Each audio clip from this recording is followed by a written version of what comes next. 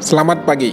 Pengadilan Negeri, Pengadilan Hubungan Industrial, Pengadilan Tindak Pidana Korupsi Kupang kelas 1A melakukan rapat bulanan Selasa 12 April 2022 bertempat di Aula Sasando, Pengadilan Negeri Kupang. Rapat tersebut dipimpin oleh Ketua Pengadilan Negeri Kupang, Ibu Wari Juniati Sarjana Hukum Magister Hukum, dan Wakil Ketua Pengadilan Negeri Kupang, Derman P. Nawaban. Perhelatan bulanan tersebut dihadiri oleh seluruh hakim karir, hakim ad hoc tipikor, dan hakim ad hoc PHI, panitra, sekretaris, para panitra muda, para kasubag, dan para ASN, serta pegawai pemerintah non-pegawai negeri pada Pengadilan Negeri Kupang. Ketua Pengadilan Negeri Kupang, Wari Juniati, dalam memulai rapat menegaskan, rapat tersebut membahas beberapa permasalahan maupun evaluasi kinerja bulan sebelumnya, serta memastikan seluruh temuan Badan Pengawasan Mahkamah Agung Republik Indonesia ditindaklanjuti dengan baik. Diharapkannya supaya hakim pengawas bidang memastikan semua temuan ditindaklanjuti dengan data yang valid dan benar, serta bisa dipertanggungjawabkan paling lama 2 hari ke depan, ujarnya singkat. Sementara itu, Wakil Ketua Pengadilan Negeri Kupang, Derman P. Nawaban, selaku Koordinator Pengawasan menambahkan perlunya peningkatan disiplin kerja, baik administrasi maupun teknis judisial, serta semua data yang dibutuhkan dalam pembangunan zona integritas dipenuhi dengan baik. Pada saat itu juga dilakukan sosialisasi peraturan pemerintah nomor 94 tahun 2021 tentang disiplin pegawai negeri sipil. Acara tersebut diakhiri dengan pemberian penghargaan kepada panitra pengganti yang berkinerja baik, serta pemberian hadiah kepada para hakim dan ASN yang berulang tahun di bulan April tahun 2022. Terima kasih kepada Ibu Ketua, Bapak Ibu Hakim, Panitra Sekretaris, dan seluruh ASN dan rekan-rekan pegawai pemerintah perjanjian kerja pada PN Kupang.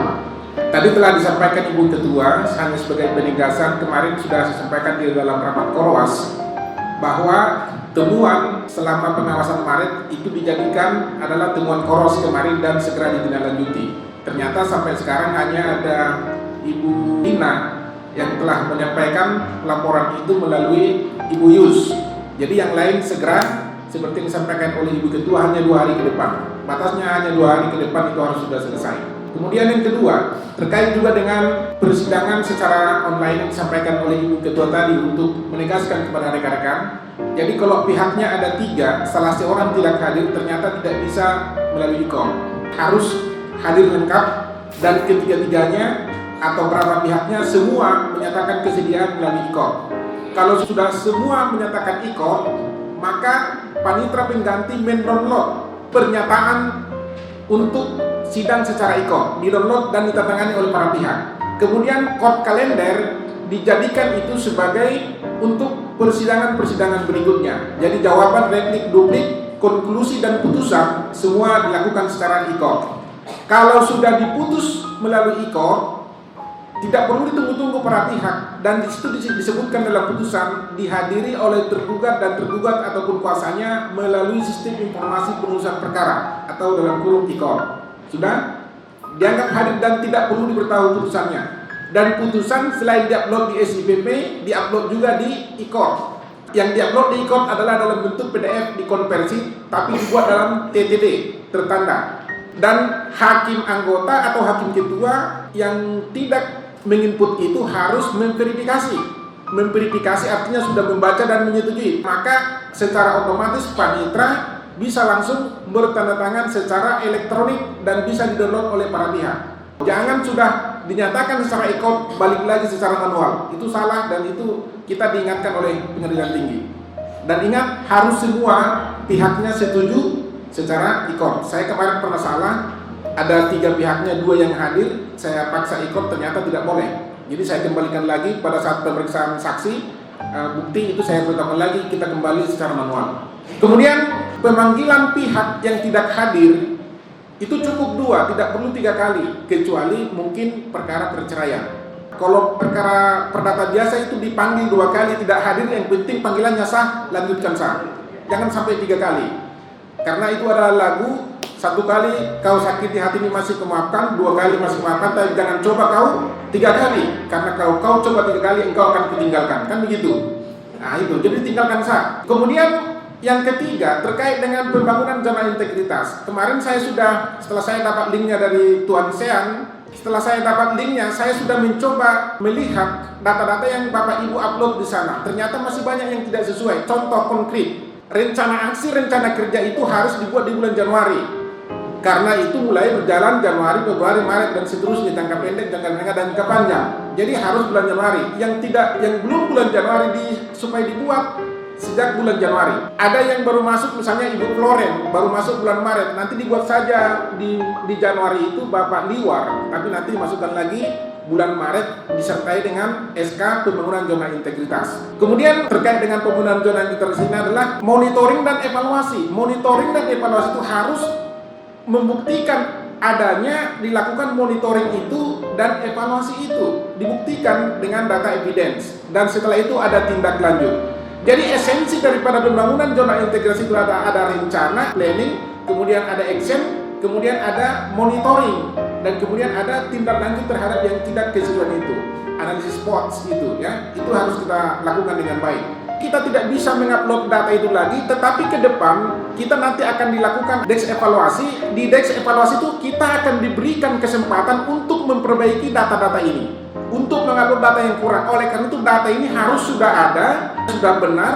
Kalau Anda ragu, datang kepada saya, ditunjukkan dulu kepada saya supaya benar-benar valid. Setelah itu ketika selesai nanti desk evaluasinya itu data kita tinggal upload. Karena kita tidak banyak waktu untuk rapat-rapat lagi. Jadi di sini saya sampaikan secara tegas kepada Anda semua yang namanya koordinator dan rekan-rekan yang membantu koordinatornya, sekretarisnya, benar-benar harus dipahami dengan baik. Jangan asal jadi. Dan semua rencana itu harus berbaru tahun 2022. Jangan ada lagi masuk yang 2021. Karena 2021 itu sudah ada di 2021. Nanti mereka tinggal lihat. Apakah ada 2021? Ada, dilihat, sudah. Ada 2022 harus yang baru lagi. Nanti Bapak Ran selaku Humas tolong nanti panggil wartawan di sini. Bagian dari pembangunan zona integrasi kita kan tidak perlu lagi pencanangan lagi karena sudah pernah dan sudah berulang-ulang. Tinggal nanti datang wartawan di sini, wawancarai Ibu Ketua dengan saya, dengan beberapa tim, utamanya buat dulu nanti rilis persnya. Itu. Jadi kita ini harus bisa menjadi wartawan. Bagian IT juga harus bisa seperti wartawan. Kegiatan ini harus bisa dikemas, dibuat seperti pemberitaan yang menarik, walaupun sederhana tapi dia menarik. Kemudian yang terakhir untuk pembangunan zona integritas ini adalah kemarin saya sudah share itu di grup terkait dengan monitoring dan evaluasi IKM dan IPK, Indeks Persepsi Korupsi, IPAK. Itu contohnya. Jadi dibuat monefnya dan dibuat tindak lanjutnya. Itu harus ada. Kalau hanya kita buat analisa terhadap IKM dan IPK itu tidak cukup, itu masih 1/3. Untuk 2/3 ada monefnya, untuk 3/3 100% harus ada tindak lanjutnya. Jadi itu satu kesatuan. Semua pekerjaan kita di kantor ini ada monef dan ada tindak lanjut. Dan semua data-data itu Bapak Sekretaris dibantu harus ada filenya. Ada nggak file area 1 sampai 6? Ada nggak disimpan masing-masing? Jadi data itu tidak hanya disimpan di sekretaris selaku dokumen kontrol termasuk di APM. Semua bagian data itu harus ada, baik secara offline elektronik maupun secara hard copy. Harus semua ada, mudah dicari. Hal yang sama juga dengan APM, akreditasi penjaminan mutu, hal yang sama. Saya tidak berulang-ulang untuk menyampaikan itu. Terakhir, dalam penegakan disiplin, saya selaku Korwas, saya mau menyampaikan secara singkat, saya tidak menghendaki dan Ibu Ketua tidak menghendaki ini. Mengapa? Karena ini berat rasanya, tetapi ini kan menjadi temuan dari Badan Pengawasan Mahkamah Agung terkait dengan kehadiran kita. Sesuai dengan peraturan pemerintah nomor 94 tahun 2021 tentang disiplin pegawai negeri sipil. Di sini ada beberapa hukuman yang akan diberikan kepada pegawai negeri sipil atau ASN. Hukuman disiplin ringan, hukuman disiplin sedang, dan hukuman disiplin berat. Sekarang, apa yang masuk dalam hukuman disiplin ringan? Yang pertama, teguran lisan bagi PNS yang tidak masuk kerja tanpa alasan secara sah kumulatif. Ingat, kumulatif. Selama 3 hari dalam 1 tahun. Kumulatif 3 hari dalam 1 tahun. Ini kumulatif. Kalau kumulatif ini termasuk yang terlambat, termasuk yang cepat pulang. Jadi Anda mungkin dalam 1 tahun itu hadir terus setiap hari, tetapi Anda sering terlambat, Anda sering cepat pulang dan tidak absen, dikumulasi nanti 3 hari kena di situ.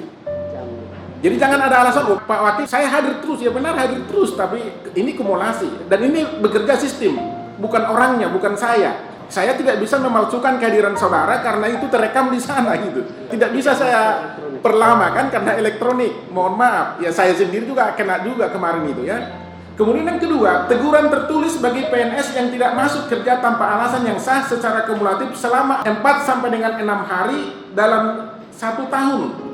Dan pernyataan tidak puas secara tertulis bagi PNS yang tanpa kerja tanpa alasan secara kumulatif selama 7 sampai dengan 10 hari kerja dalam 1 tahun. Sama lagi hukuman sedang ini sampai dengan 13 hari, 11 sampai dengan 13 hari. Dan disertai dengan ini yang berat Ibu Ketua, pemotongan tunjangan kinerja tukin sebesar 25% selama 6 bulan bagi PNS yang tidak masuk kerja tanpa alasan yang sah secara kumulatif selama 11 sampai dengan 13 hari kerja. Ini berat ini. Kemudian pemotongan tunjangan kinerja sebesar 25% selama 9 bulan bagi PNS yang tidak masuk kerja tanpa alasan yang sah secara kumulatif selama 14 hari sampai dengan 16 hari dalam 1 tahun, dan potongan tukin sebesar 25% selama 12 bulan atau 1 tahun bagi PNS yang absensinya mencapai 17 sampai dengan 20 hari. Wah, ini berat sudah, terkait dengan dapur, terkait dengan keluarga. Ini diingatkan kepada kita, jadi jangan alasan nanti Ibu Ketua, Bapak Wakil tidak pernah sosialisasi peraturan ini kepada kita. Kemudian hukuman disiplin berat tidak perlu lagi saya sampaikan, sedang aja kita sudah keterkiti tidak boleh yang berat. Itu nanti di-share nanti Tuan Sean kepada grup. Kemudian bagaimana cara referensi status absensi di Komdanas, karena ini sistem yang bekerja di Komdanas. Jadi Ibu Ketua tidak bisa mengakal-akali ini karena langsung terkoneksi di Komdanas kita. Referensi statusnya misalnya, ini kodenya T1, terlambat 1 sampai dengan 30 menit, deskripsinya 0,5%, terlambat 31 sampai dengan 60 menit, deskripsinya 1% dan seterusnya. Tidak masuk kerja, yang paling terakhir nomor 11, 7,5 jam, tidak masuk kantor, itu dianggap 5%. Maka tukinnya itu kan dipotong 5%. Walaupun sebenarnya pada hari itu juga sudah dipotongnya pada bulan yang bersama. Ya. Jadi ada dua kali sanksi loh kalau gitu. Ya kan? Padahal itu sudah kena potong itu. Rekan-rekan yang mau saya sampaikan, saya tidak panjang lebar lagi membahas ini karena kita semua orang hukum. Intinya, esensinya adalah supaya kita mematuhi jam kerja. Masuk dan keluar kantor ada aturan. Tidak suka-suka kita. Mengapa kita sudah digaji dan uang makan kita sudah dikasih? Tidak ada alasan kita cari makan lagi ke rumah. Tapi kalaupun dalam jam istirahat yang 1 jam itu bisa dipergunakan, silakan. Tetapi namun demikian kita sudah diberikan uang makan. Benar? Yang bagian keuangan ada uang makan kita berapa itu? Tidak kurang. Ya, yang paling golongan terendah, yang paling makan sedikit berapa? 500. 500.000 per bulan. Sehari. 35.000 per hari, udah cukup lah. Beta kalau makan di kantin itu hanya 15.000 kok. 20.000 udah ada jusnya. Nah, jadi itu saja. Kalau kayak kakak Nona Lisbeth makan bisa lah sampai 30.000 karena dia ada jus, ada roti, ada apa segala macam itu, ada markisa gitu ya. Nah, itu kalau beta yang makan sedikit ini sudah cukup, udah malah udah memadai. Jadi itu saja. Yang terakhir sekali, SIPP. Ingat, nanti ke depan Bapak Sean, saya mau konsisten. Berapa kali kena tegur oleh Ibu Ketua di dalam ada notifikasinya supaya dibikin rekapnya. Yang paling sering kena tegur nanti akan mendapat sanksi. Yang tidak pernah kena tegur akan mendapat hadiah. Hari ini kemarin aja ada putus itu kalau nggak salah 7, tidak langsung diberitahu. Memang hakimnya Ibu Ketua tidak bisa memberitahu putusan itu kecuali saya atau Ibu Ketua karena kami pimpinan. Yang bisa memberitahukan putusan itu adalah Panitra Muda Pidana, Perdata atau Tipikor. Sebenarnya itu tugasnya jurusita, walaupun pidana. Harusnya yang mengupload itu adalah jurusita. Tetapi bagaimana jurusita mengisi itu kalau PP-nya tidak beritahu ke jurusitanya putus hari ini gitu. Kehadiran belum diisi, jam sidang belum disesuaikan. Karena jam sidang terakhir, misalnya contoh, kita sidang hari ini, beta hari ini ada sidang 2 dengan Tuan Aris dan Tuan Teddy. Ada 2 sidang hari ini. Di jadwal sidang itu jam 10 dibuat. Ternyata kami sidang nanti jam 3. Itu langsung diisi putusan, tapi jadwal sidangnya belum diubah, masih tetap jam 10. Itu salah. Jadi harus disesuaikan, nanti diedit jam 10 itu menjadi jam 15 atau pukul 15 sampai dengan 15.30. Data kehadiran pihak harus diisi lengkap. Kalau pidana hadir lengkap. Kalau perdata, kalau ikop hadir lengkap. Kalau tanpa ikop yang hadir sah, yang nyata. Karena ini berdampak nanti kepada pemberitahuan putusan di ikop oleh jurusita dan BHT dan upaya hukum banding. Bisa dipahami rekan-rekan? Ini sangat penting supaya kita bisa maju dan kemudian yang terakhir, jangan sekali-sekali mengupload putusan yang belum matang, yang belum jadi. Tetapi ingat, putusan itu diupload paling lama 1 kali 24 jam. Kalau hari ini putus, paling lambat besok harus sudah masuk. Kalau Anda upload itu hari Kamis yang akan datang, Anda minus. Bukan hanya tidak dapat nilai, minus dia. Kalau kita minus 10 dari 100 itu 10% berarti sudah minus. Jadwal sidang juga, hari ini sidang, Anda upload 2 hari ke depan, jadwal sidangnya minus. Tuntutan juga, hari ini tuntutan, Anda upload 2 hari ke depan itu minus. 1 kali 24 jam. Jadi jangan dituntut perkara itu kalau tidak ada edoknya. Putusan juga, jangan putus kalau putusan belum jadi, kalau putusan belum matang. Ditunda saja kalau masih ada waktunya. Kalau tidak ada waktu, salah sendiri. Mengapa lama-lama? Ya itu, mengapa lama-lama? Saya nggak mau, saya pidana saya Ibu Ketua, mohon maaf, saya cepat-cepat, tipikor saya juga cepat-cepat. Saya nggak suka lama-lama. Karena saya tidak bisa enak tidur. Tadi Ibu Emilia Ronikana, mana Ibu Emilia?